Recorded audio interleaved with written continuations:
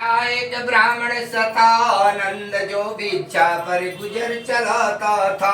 अशब आयु बीतने पर आई, अब भर पेट अन्न नहीं खाता था।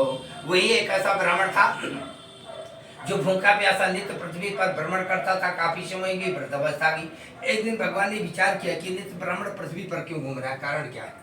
आज भगवान स्वयं साधु का रूप धारण किया और जाकर के रास्ते मिल गए।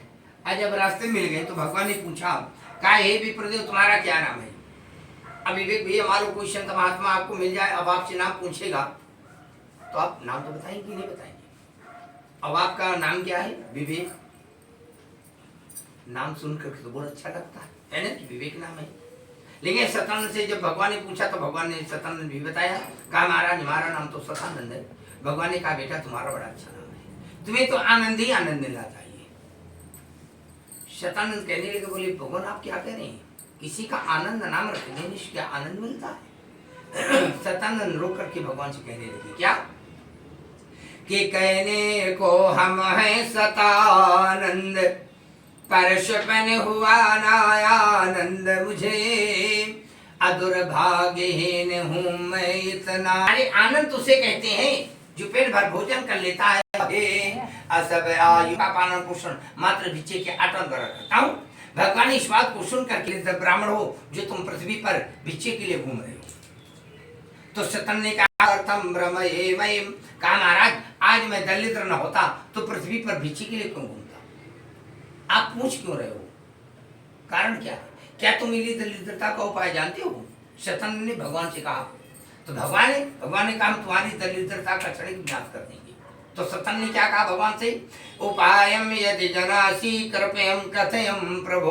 कहा महाराज मुझे कृपा करके उपाय बता दो ताकि मेरी दरिद्रता का विनाश हो जाए। भगवान ने उपाय बताया। क्या उपाय बताया? का शतानंद तुम संकल्प करो असत्य नारायण पूजन का, असत्य नारायण की कृपा से मन वांछित फल पाओगे। का शतानंद आज तुम संकल्प ले लो, आज मैं भगवान का पूजन करना है। शतन ने इस बात को सुन करके क्या कहा कि टका धर्मम टका कर्मम टका ही परमम तपः, अरस्या से गेहे टका नास्ति हटा टकाम टकायति। कहा महाराज मेरे पास इस समय 1 टका पैसा नहीं है, मैं भगवान का संकल्प कैसे लूं, भगवान का पूजन कैसे करूं। आपकी जेब में 10 रुपया ना हो और हम आपसे कहें कि नहीं नहीं विवेक भाई आपको फला पूजा करवानी है, तो आपको कैसा लगेगा? बुरा लगेगा कि पैसा है नहीं और महाराज जी कह रहे हैं ये पूजा कराओ, कैसे हो जाएगी पूजा। लेकिन सतन ने जब भगवान ने कहा नहीं नहीं संकल्प लो आज पूजा करना है। कहा महाराज मेरे पास इस समय 1 टका पैसा नहीं, ना तो मैं भगवान का संकल्प ले सकता हूँ ना तो मैं भगवान का पूजन कर सकता हूँ। लेकिन भगवान ने कहा नहीं नहीं नहीं आज ही संकल्प लेना, आज ही पूजा करना है। तो सत्यानंद तो बड़े विस्मय में पड़ गए, ये कैसी भाई महाराज हम बता रहे हैं धन्य, ये कह रहे हैं पूजा करो। तो सतन ने कहा महाराज इच्छा एक बात पूछे, नाराज तो नहीं होंगे? तो भगवान ने कहा ना पूछो क्या। कहा महाराज आपकी उम्र क्या है? तो भगवान ने हंस करके कहा बेटा मेरी उम्र 80 वर्ष की हो चुकी है। तो सतन ने यही कहा महाराज जब आदमी 60 वर्ष का हो जाता वो सतिया जाता, उसकी अकल काम नहीं देती। आप तो 80 वर्ष के हो चुके हैं इसलिए आपकी अकल काम नहीं दे रही। मैंने आपको बताया ना टका धर्मम टका कर्मम टका ही परमम तपः, मेरे पास इस समय 1 टका पैसा नहीं है फिर भी को संकल्प करो। तो सत्यानंद भगवान को बैठा करके समझाने लगा। क्या कहते हैं कि पैसा बिनु मात कहे पूत तो कपूत भई, पैसा बिनु पिता कहे मेरो दुख दाई है, पैसा बिनु चचा कहे कौन को भतीजा कहे, पैसा बिनु सास कहे कौन को जमाई है, पैसा बिनु औरत कहे सकिल बैठो देहरी ते, पैसा बिनु सैया बैठ रोई रोटी खाई है। शतन ने भगवान से कहा महाराज अपनी होने वाली गृहिणी जो अग्नि के सामने 7 फेरे लेती है, जिस समय मैं धन लेके नहीं जाता वो भी मुझे गेट के बाहर बैठा देती है। अब वही पत्नी जिस समय मैं धन लेके जाता हूँ तो सुंदर मुझे अंदर बैठाती है, सुंदर सा पानी पिलाती है, सुंदर मुझे भोजन कराती है। भगवान ने इस बात को सुन करके कहा बेटा तुम सत्य कह रहे हो। लेकिन भगवान ने कहा लेकिन आज आपको पता है ना कि लेकिन कारण परंतु किंतु किसी भी सभा में लगा दिया जाए तो मामला रुक जाता है ना। उन्होंने कहा लेकिन कहाँ जा रहे हो?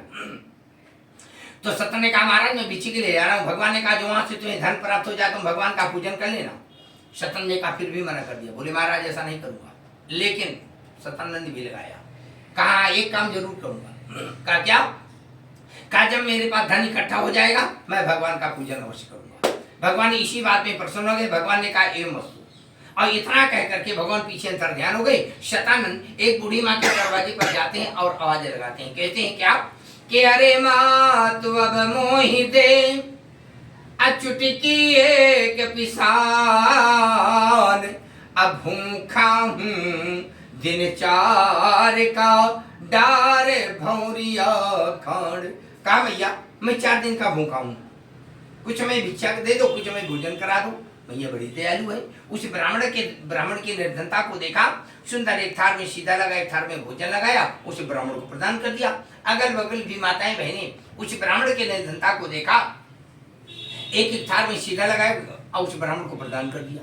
जितना दिन भर में धन प्राप्त करते थे भगवान के कृपा से उन्हें क्षणिक धन प्राप्त हो गया। शतानंद बड़े प्रसन्न हो गए। शतानंद उस धन को ले जाकर के क्रय विक्रय कर दिया। अब भगवान के लिए पूजन की सब सामग्री को लिया, लेकर के नगर में आ गए। जब नगर में आए अपने घर में आकर के इसी प्रकार की पूजन की तैयारी किया और तैयारी करके बैठ गए। आज बैठ गए तो अपने गृहिणी से कहा आओ भगवान की पूजन की तैयारी हो चुकी है, आओ भगवान का पूजन करें। जैसे परिवार से मिल करके भगवान का पूजन करने लगे तो जो केले के पत्ते लगाए जाते हैं इसका क्या विधान है? कथा तो सुन रहे हो भैया, अब बताओ। फिर कह दो कि बढ़ाओ कथा। कैसी बढ़ाएं कथा जो तुम कुछ बता ही नहीं पाओगे? पहली बार आप सुना। अरे पहली बार तुम कथा सुन रही हो और पहली बार नहीं सुनी, ये तो पहली बार सुन रहे हैं ना हम लोग। पहली बार सुन रहे हैं ना कानपुर में। कब भगवान विष्णु का वास होता है केले के पत्ते में। आज यहाँ भगवान प्रकट हो गए। भगवान ने कहा कि बरम रूही मनस्वितांबर। शतानंद हम आपसे और आपकी श्रद्धा से बड़े प्रसन्न हैं। आपके जो मन में हो सो वरदान मांग लो। शतानंद ये नहीं विचार कर पाए क्या वरदान मांग लो। तो भगवान ने कहा वरदान मांगो। तो क्या मांगा? बोले रथाम देहि कुंजराम देहि मंदिराम मंजूराम च हायम चारु चामे कृपालम कृतम च। कहा महाराज मुझे एक रथ चाहिए, हाथी चाहिए, घोड़ा चाहिए, मंदिराम मंजूराम च। कहा महाराज झोपड़ी में रह रहा हूँ इसलिए महाराज 2 खंड का महल भी दे दो। भगवान ने कहा अच्छा और क्या चाहिए? बोले सशस्त्रम गणम देहि मनवांछितम च अलुलायम च दुग्धम धनम देहि दर्शम। भगवान से क्या मांगा? कहा महाराज मुझे एक रथ चाहिए, हाथी चाहिए, घोड़ा चाहिए, मंदिराम मंजूराम चा। कहा झोपड़ी में रह रहा हूँ 2 खंड का महल दे दो। भगवान ने कहा और? बोले हाय में चारु चामी कृपालन कृतम चा। कहा महाराज मुझे 4 नौकर भी चाहिए। भगवान ने कहा एवं मस्तु। भगवान से कहा और क्या चाहिए? बोले सशस्त्रम गणम देहि। बोले महाराज 2 काने सिबिल दे दो और हमें 1 कपिला गाय दे दो जो 10 लीटर दूध दी। हाँ अच्छा आप 10 लीटर में हंसने लगे। अच्छा ये बताओ 10 लीटर ही क्यों मांग रहे हैं? वही तुम भी सोच रहे तो है ना? भगवान से मांग रहे ज्यादा दूध वाली मांग। नहीं नहीं अरे इसमें भी अभी भेद छिपा है। ये भी तो समझो पहले कि 10 लीटर वाली जब मांगा इन्होंने भगवान ने मना कर दिया। आप पूछो क्यों मना किया? कहा देखो हम तुम्हें गैया तो दे सकते हैं लेकिन 10 लीटर वाली गैया तुम्हें नहीं दे सकते। भगवान ने कहा ये नाराज हो गया शतानंद। कहा सारा तुम अपने वरदान वापस करो महाराज, हमें आपका वरदान कोई स्वीकार नहीं है। भगवान ने पूछा क्यों, कारण क्या है? तो कहा जब तुम कारण पूछ रहे हो तो हम तुम्हें कारण भी बता रहे हैं। अब देखो कारण क्या बताया। बोले हम दो कौन? पति पत्नी, 2 हमारे बच्चे का जोड़ो कितने हुए? अब बोलो 4। बोले हायम चारु चामे कृपालम कृतम चा। का हमारा 4 नौकर घर में है, कितने हो गए? 8। बोले सशस्त्रम गणम देहि, 2 हमारे घर में गार्ड हैं, कितने हो गए प्राणी? 10 लीटर वाली मांग रहे तो गलत तो नहीं मांग रहे। तुम 20 लीटर वाली बताओ, तुम 20 लीटर वाली की भी बात बता देंगे, लेकिन जितना हम बताया उतनी की बात हमने आपको बताया। ठीक है ना? कहा 10 लीटर वाली गई मांग रहे हो। भगवान इस बात को सुनकर क्या कहा क्यों तुम तुम्हें वरदान देती। इतना वरदान देकर के भगवान वहां से अंतर ध्यान हो गए। आज जब अंतर ध्यान हो गए इन्होंने कैसे पूजन किया कि स्वजन कुटुंबी साथ ले अकरि पूजन सविधान, रमा रमन की कृपा से विप्र हुआ धनवान। आज जब वह ब्राह्मण धनवान बन गया तो क्या करने लगा, फिर तो वह व्रत दान करे वो कल्याण। उसके लिए क्या लिखा, महीने में कथा सुनी, दिने दिने मृत्यु श्रद्धा संहिता, जब इच्छा हो तब कथा सुनो। लेकिन बहुत से लोग ऐसे पड़े हैं दुनिया में, इस मृत लोग संसार सागर है, कि बहुत से लोग कहते नहीं हम पूर्णिमा में कथा सुनेंगे, 14 साल बाद कथा सुने। अब बताओ क्या करोगे फिर? इसका कोई ऐसा विधान नहीं है। पूर्णिमा को कथा सुन सकता है वही जो हर महीने कथा सुनता है, उसके लिए पूर्णिमा लिखी है।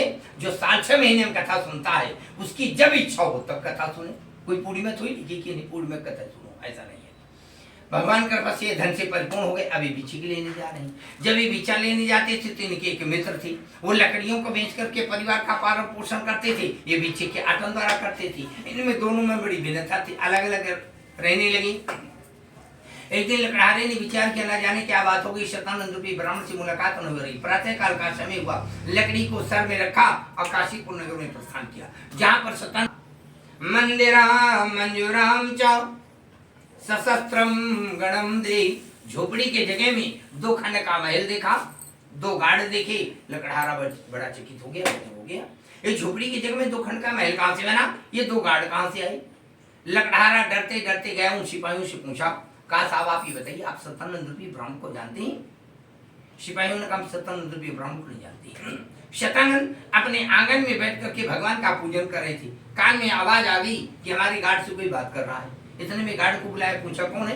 कहा महाराज एक लकड़ी बेचने वाला आया है और शतानंद रूपी ब्राह्मण को पूछ रहा है। शतानंद समझ गया हमारा पहले को बंधु आ गया, कहा अंदर भेजो। जैसे लकड़ी को बाहर रखा, अंदर आया, भगवान के पूजन की सब सामग्री को देख कर कोई लकड़हारा कहने लगा क्या कि एक समय वो लकड़हारे ने असत्य देव का पूजन होते देखा और हाथ जोड़ कर कहने लगा, यह विधि विधान अति प्यारा है। कहे बंधु ये तुम क्या कर रहे हो? अरे का बंधु बैठो, मैं भगवान विष्णु का पूजन कर रहा हूँ। जो भी आज हमारे घर में धन वैभव देख रहे हैं ये भगवान की कृपा है। आज वह लकड़हारा प्रेम पूर्वक बैठ गया, भगवान का पूजन पूर्ण हुआ, चरणामृत पंजीरी पान करने को दिया। अब का बंधु आज जाओ, जो लकड़ी बेचने से तुम्हें धन मिल जाए तुम भी भगवान का पूजन कर लेना, भगवान कृपा तुम्हारे घर में धन सुख समृद्धि आ जाएगी। पूजन पूर्ण हुआ, लकड़हारे को प्रसाद दिया, चरणामृत पंजीरी पान किया और नगर में गया। नगर में जब गया तो उस लकड़ी का दाम 4 गुना पाया।